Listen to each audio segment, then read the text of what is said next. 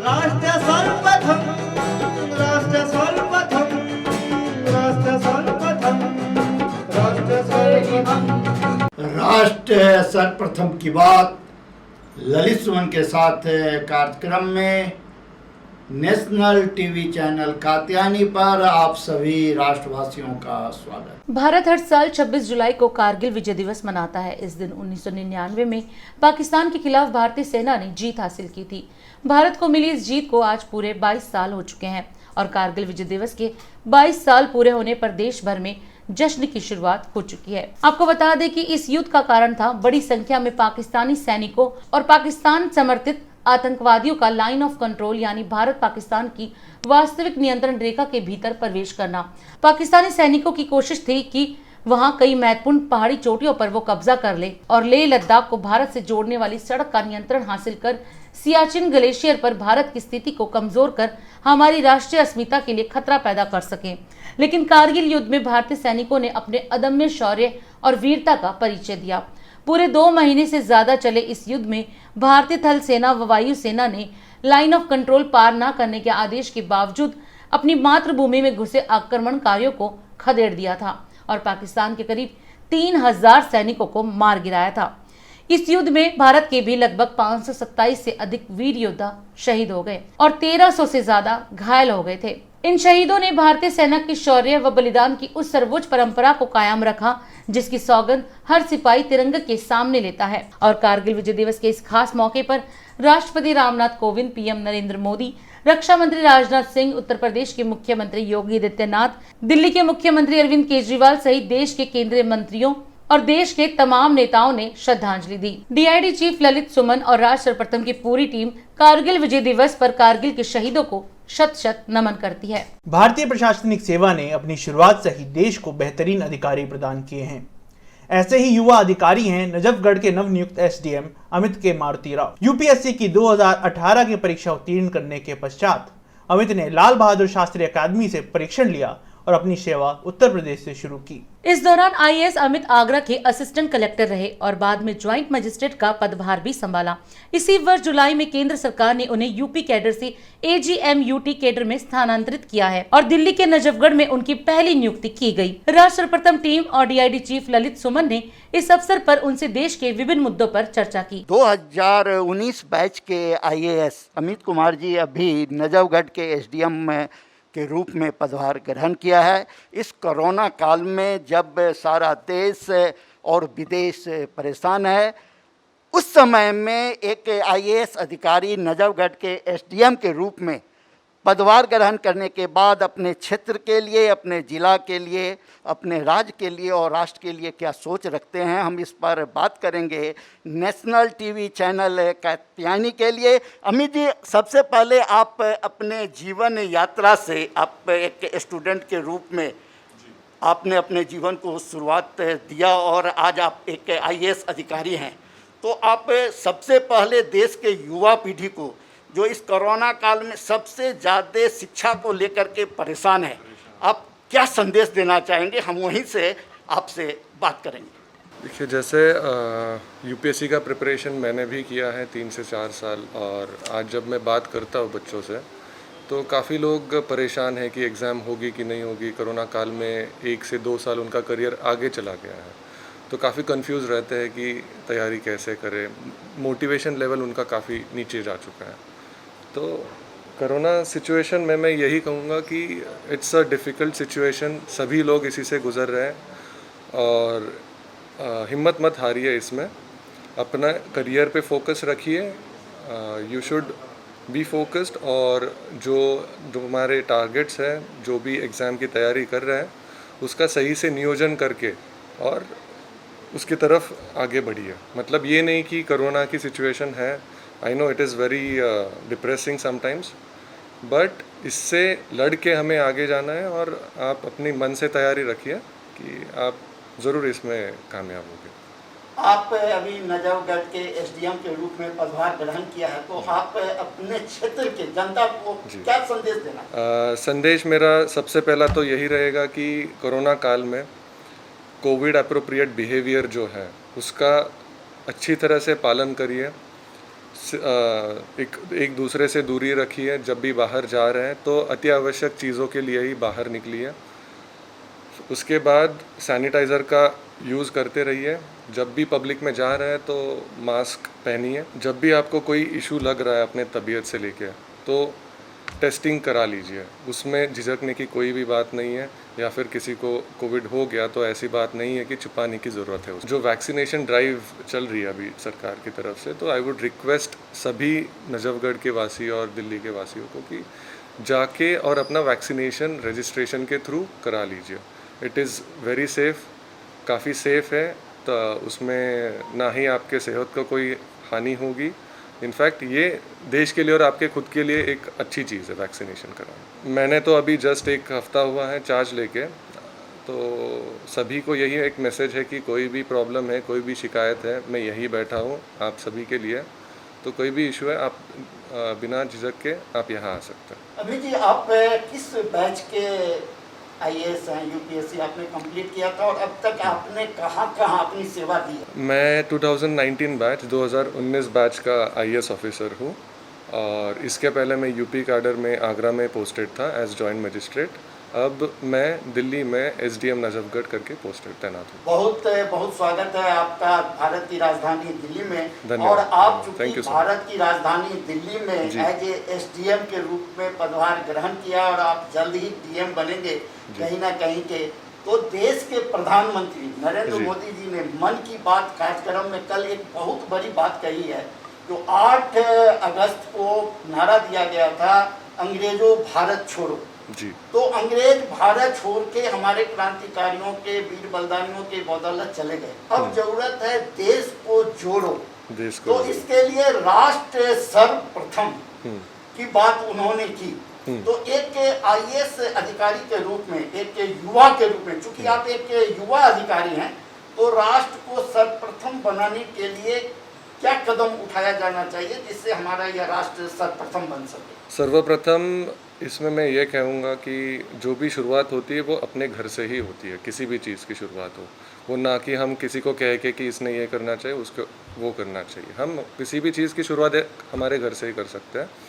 जैसे कि एक जागरूकता होती है नागरिक में, किसी भी चीज़ में एक जागरूकता होती है। जैसे अभी कोरोना काल चल रहा है, तो कोई भी अपने परिवार का सदस्य हो, किसी को भी हो, तो एक उन्हें बता सकते हैं कि भाई इस स्थिति में हमें किस हिसाब से रहना है या किस हिसाब से व्यवहार रखना है।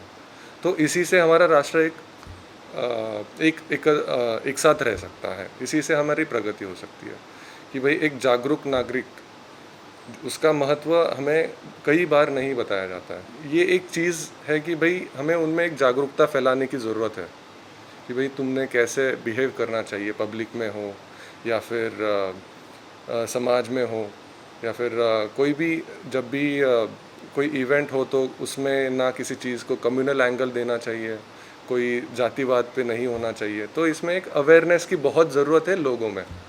तो जब वो होगा तो हम एक स्ट्रॉन्ग नेशन के तरह एक एमर्ज हो सकता है। युवा आईएएस अधिकारी अमित कुमार जी ने बड़े ही बेबाकी से सभी बातें रखी जो किस प्रकार से हमें राष्ट्र को जोड़ कर रखना है। प्रधानमंत्री नरेंद्र मोदी जी ने जो कहा, जो कि जोड़ो, भारत छोड़ो का नारा के साथ साथ जो बात अब आई है भारत जोड़ो, तो भारत तब जुड़ेगा जब हम सभी एक दूसरे के दुख और दर्द में शरीक होंगे, एक दूसरे की भावना का आदर करेंगे, भारत के संविधान को सर्वोपरि मान करके आगे चलेंगे। बहुत बहुत धन्यवाद आईएएस अधिकारी अमित जी। आपको राष्ट्र सर्वप्रथम की टीम की ओर से, कात्यायनी टीवी की ओर से बहुत बहुत धन्यवाद। कारगिल विजय दिवस पर पूरा राष्ट्र शहीदों को नमन कर रहा है। इस अवसर पर उत्तर प्रदेश के मुख्यमंत्री योगी आदित्यनाथ ने लखनऊ में शहीद स्मारक के सामने कारगिल स्मृति वाटिका में शहीदों को नमन किया और उन्हें श्रद्धांजलि दी। मुख्यमंत्री योगी आदित्यनाथ ने शहीदों के स्वजनों को भी सम्मानित किया। मुख्यमंत्री ने कहा कि कारगिल विजय दिवस की आज 22वीं जयंती पर हम सेना के जवानों की शहादत पर उन्हें नमन करते हैं। उन्होंने कहा कि उत्तर प्रदेश के 5 सैनिक कारगिल युद्ध में शहीद हुए थे, हम उनको भी नमन करते हैं।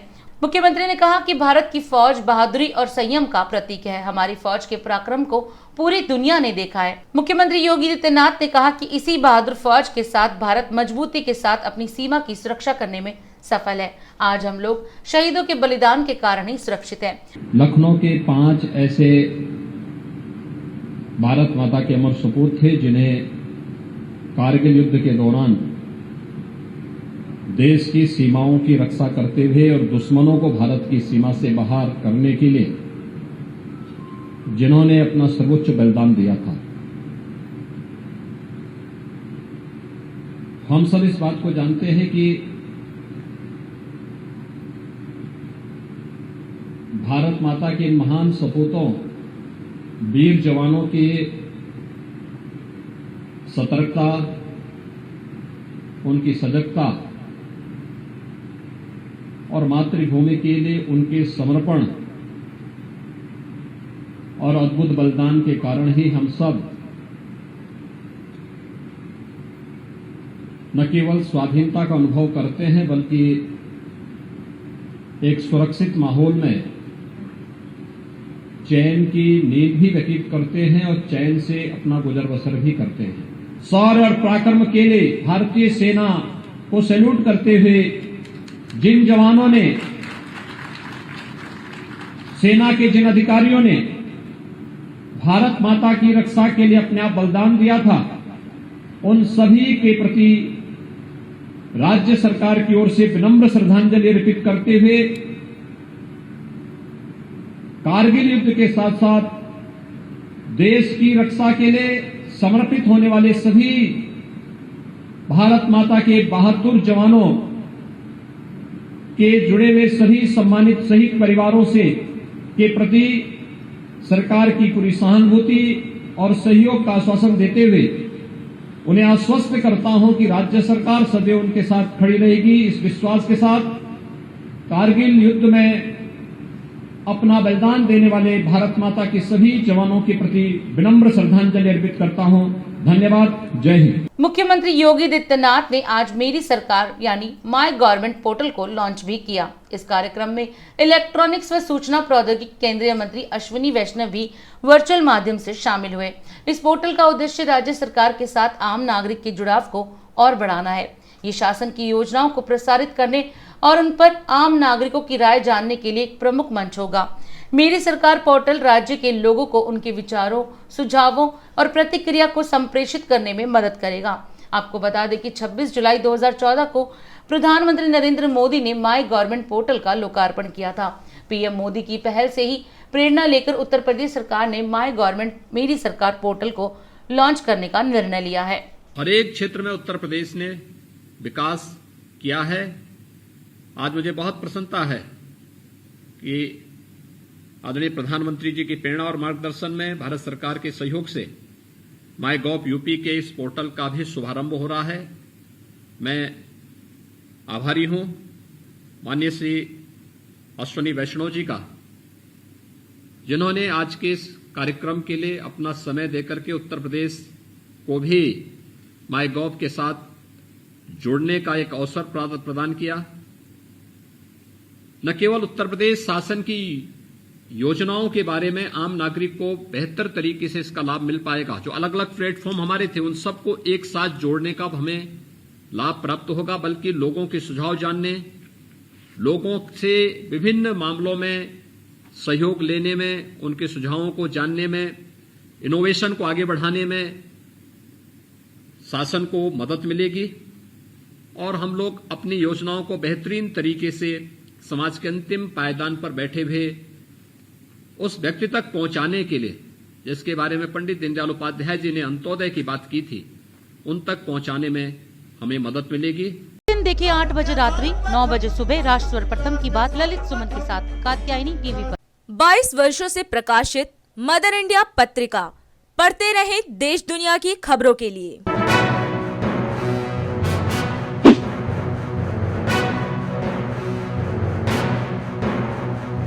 26वें वर्ष में आपके लोकप्रिय समाचार पत्र इंडिया दर्पण का प्रवेश। आप देखते रहे अपने क्षेत्र की खबरें।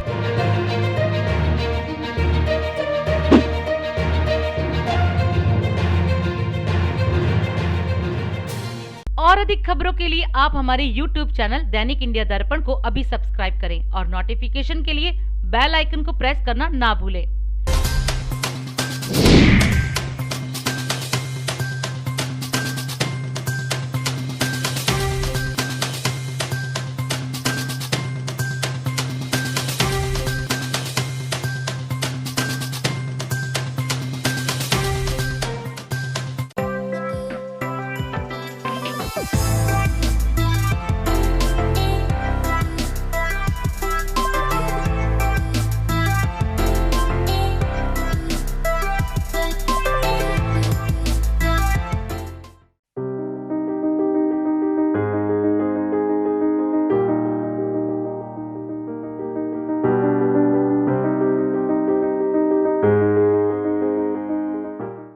दिल्ली नगर निगम में भ्रष्टाचार को लेकर एक बार फिर दिल्ली सरकार की आम आदमी पार्टी के प्रवक्ता सौरभ भारद्वाज ने कई सवाल खड़े किए हैं। सौरभ भारद्वाज ने दिल्ली नगर निगम पर भ्रष्टाचार का आरोप लगाते हुए कहा कि जिन टॉमल मशीनों का उपयोग कूड़े की ढेर कम करने के लिए किया जाता है, उन मशीनों को खरीदने की बजाय दिल्ली नगर निगम उसे किराए पर लेती है, जिससे एक मशीन के 3 महीने के किराए में तो एक पूरी मशीन ही खरीदी जा सकती है।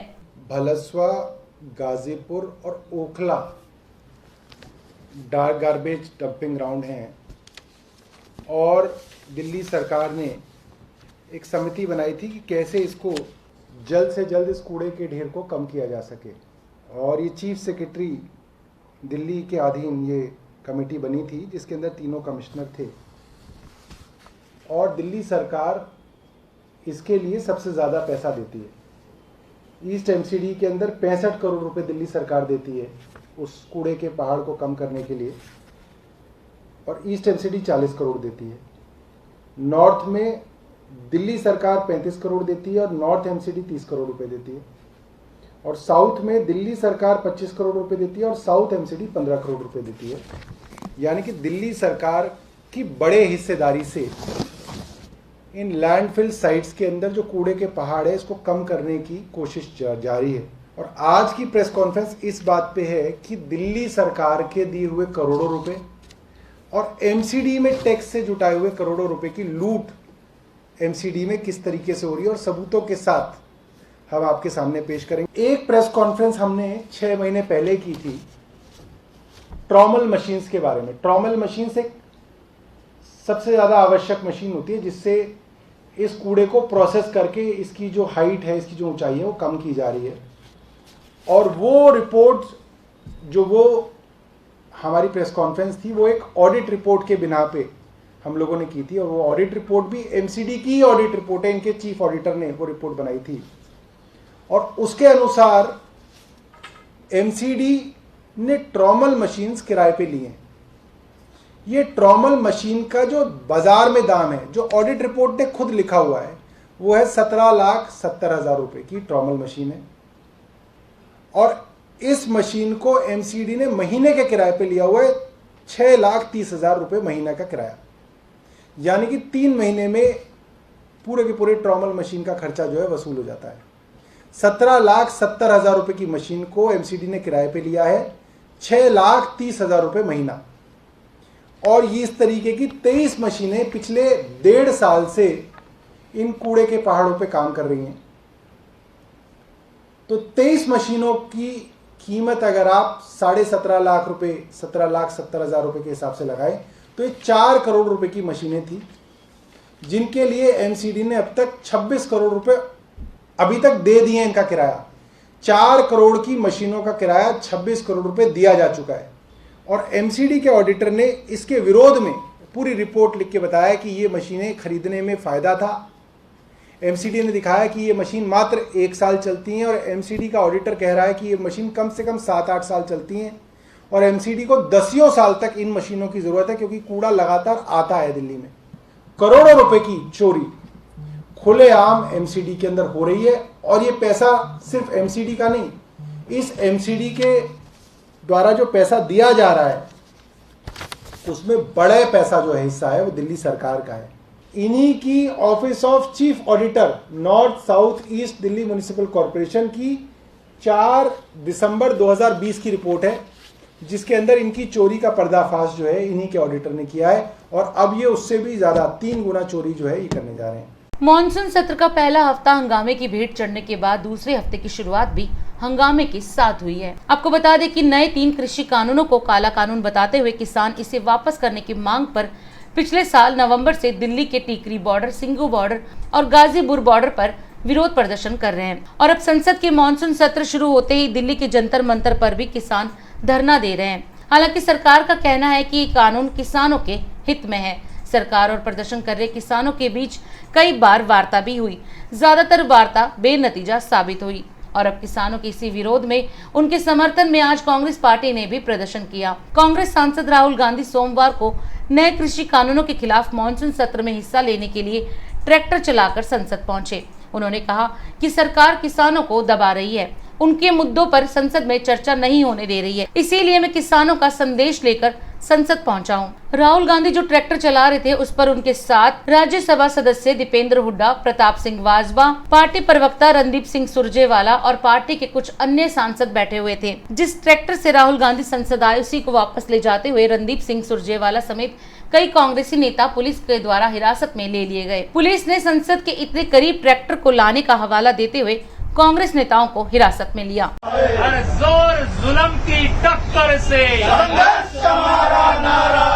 हम जो किसानों का मैसेज है उसको हम पार्लियामेंट तक लाए हैं। पार्लियामेंट में इसके बारे में चर्चा नहीं करने देते हैं, किसानों को दबा रहे हैं, हिंदुस्तान के सब किसानों को दबा रहे हैं, इसलिए हम यहाँ राहुल काले कानून है देना चाहता हूँ, ये किसानों का मैसेज है, इसीलिए मैं इसको यहाँ लाया। भाई इन बड़े उद्योगपतियों के फायदे के लिए है, पूरा हिंदुस्तान जानता है कि किसके लिए ये किया जा रहा है। ये किसानों के फायदे के लिए नहीं है कानून और इन कानून को वापस लेना पड़ेगा। मोदी सरकार जान ले, ये अगली नस्ल अगली फसल की लड़ाई है। 62 करोड़ किसानों के अधिकारों को हम मोदी जी को 2 या 3 उद्योगपतियों को नहीं बेचने देंगे।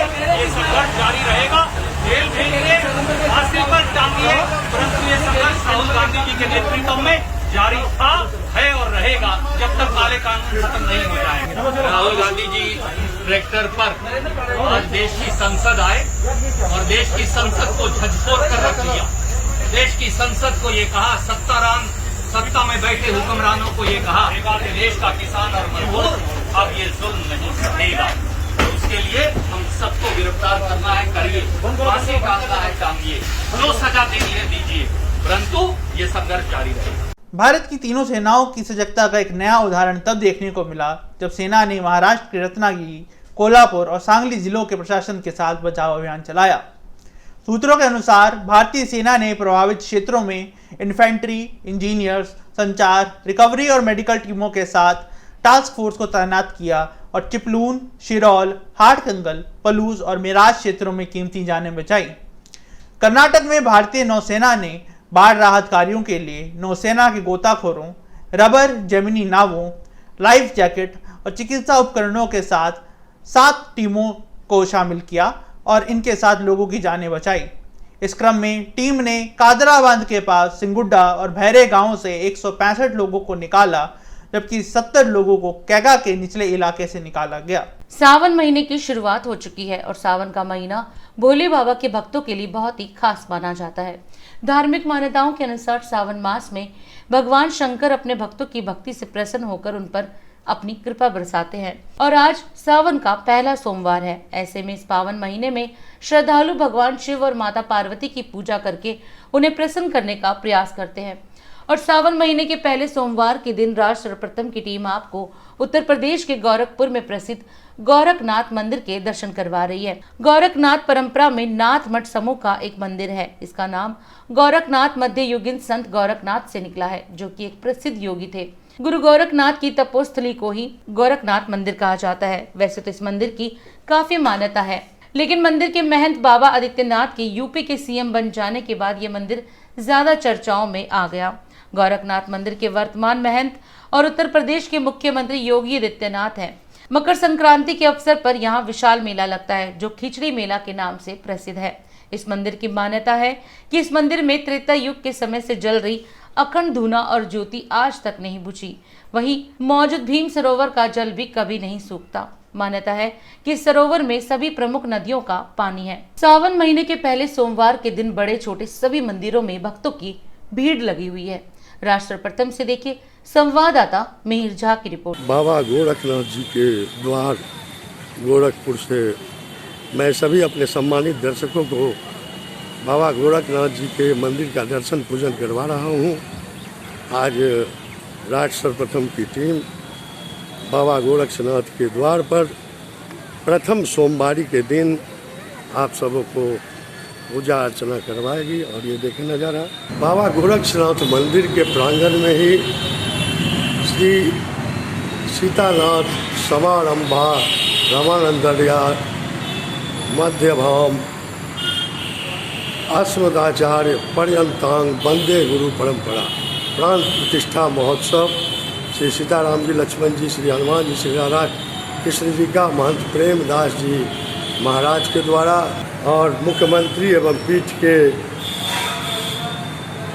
मुख्य महंत योगी आदित्यनाथ जी, जो अभी उत्तर प्रदेश के मुख्यमंत्री हैं, उनका भी इस मंदिर से लगाव रहा है और वे भी समय समय पर यहाँ आकर पूजा अर्चना करते हैं। बाबा का भव्य मंदिर बाबा गोरक्षनाथ जी का सोमवार के दिन शिवालय में लोगों के द्वारा भोले शंकर का जलाभिषेक, माता दुर्गा का, गोरक्षनाथ मंदिर का यह बाहरी प्रांगण है, कैंपस ही है। आज के दिन भोले बाबा का लोग प्रथम सोमवार होने के चलते पूजा अर्चना जलाभिषेक कर रहे हैं। आज प्रथम सोमवारी है, यानी कि श्रावण मास प्रारंभ हो चुका है। मैं अभी गोरखपुर के श्री श्री गोपाल मंदिर मोहिद्दीपुर में हूँ और आज यहाँ शिव भक्तगण पूजा अर्चना करने के लिए बेलपत्र, फूल, भांग इत्यादि लेकर महादेव का पूजा अर्चना कर रहे हैं। और शिव जी की आराधना का बहुत ही महत्व है और देवों के देव महादेव का सबसे प्रिय मास श्रावण होता है। मैं गोरखपुर के मोहिद्दीपुर से आप सबों को भोले बाबा का श्री श्री गोपाल मंदिर से शिव जी का दर्शन कराता हूँ। ये देखिए जलाभिषेक कर रहे हैं शिव भक्त, पुरुष महिला बच्चे से लेकर के सभी कोरोना काल से मुक्ति के लिए भी प्रार्थना कर रहे हैं लोग।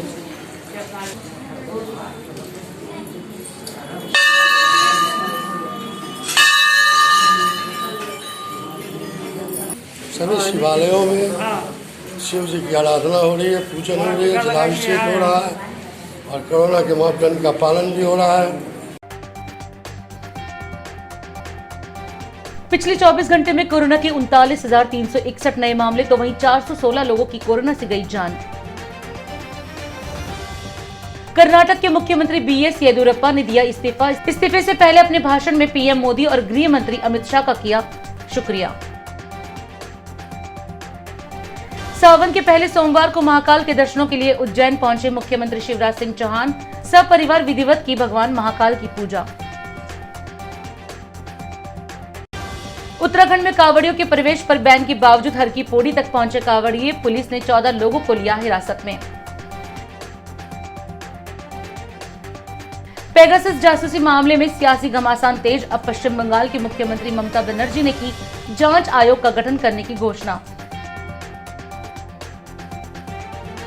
हर नल से स्वच्छ जल की व्यवस्था करने वाला देश का पहला शहर बना पुरी। ओडिशा के सीएम पटनायक ने सोमवार को ड्रिंक फ्रॉम टैप योजना का किया शुभारंभ। 4 अगस्त को भारत और इंग्लैंड के बीच शुरू होने वाली टेस्ट सीरीज से पहले भारतीय टीम स्क्वाड में किए गए अहम बदलाव। 3 खिलाड़ियों के चोटिल होने के बाद श्रीलंका दौरे पर गए पृथ्वी शॉ और सूर्य कुमार यादव को टीम में किया गया शामिल। दिल्ली वासियों को मिल सकती है उमस भरी गर्मी से राहत। दिल्ली में भारी बारिश के आसार के साथ येलो अलर्ट जारी। टोक्यो ओलंपिक में देश को पहला मेडल जिताने वाली वेट लिफ्टर मीराबाई चानू बनी अभिनेता टाइगर श्रॉफ की प्रेरणा। टाइगर श्रॉफ ने 140 किलो वजन के साथ स्क्वाट्स कर वीडियो पोस्ट कर मीराबाई चानू को किया धन्यवाद। अमेरिका के यूटा में आया रेतीला तूफान। तूफान से 20 वाहनों की आपस में हुई टक्कर से 7 लोगों की मौत। राष्ट्र सर्वप्रथम की बात ललित सुमन के साथ कार्यक्रम में हम आपसे आज यही विदा लेते हैं। राष्ट्र सर्वप्रथम, वंदे मातरम, जाग उठा है भारत। राष्ट्र सर्वप्रथम, राष्ट्र सर्वप्रथम, राष्ट्र सर्वप्रथम, राष्ट्र सर्वप्रथम।